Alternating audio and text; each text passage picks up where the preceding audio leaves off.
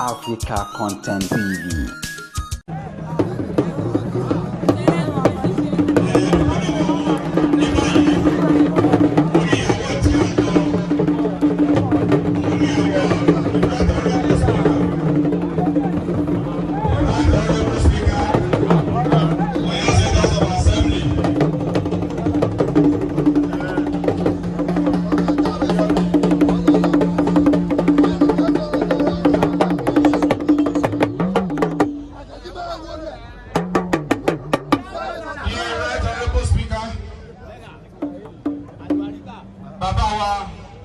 His Excellency, the Deputy Governor of Oyo State, Mr. Abayo Lawal.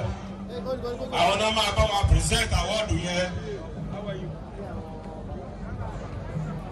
Torino, we seek the permission of His Excellency.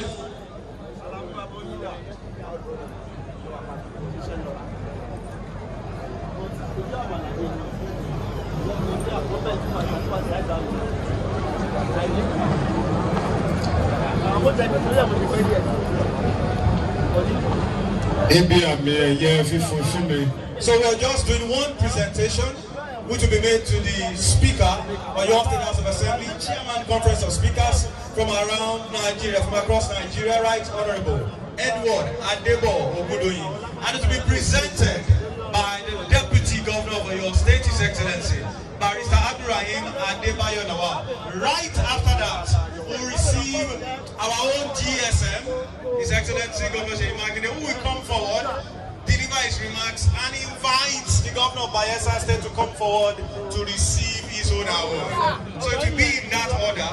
Right after the Right Honorable Speaker receives his award, we'll be hearing from our own Governor. And so one more time with a round of applause, make welcome Chairman Conference of Speakers and our own speaking speaker, hey, your state, Right Honorable Edward Adebo Ogudoyin.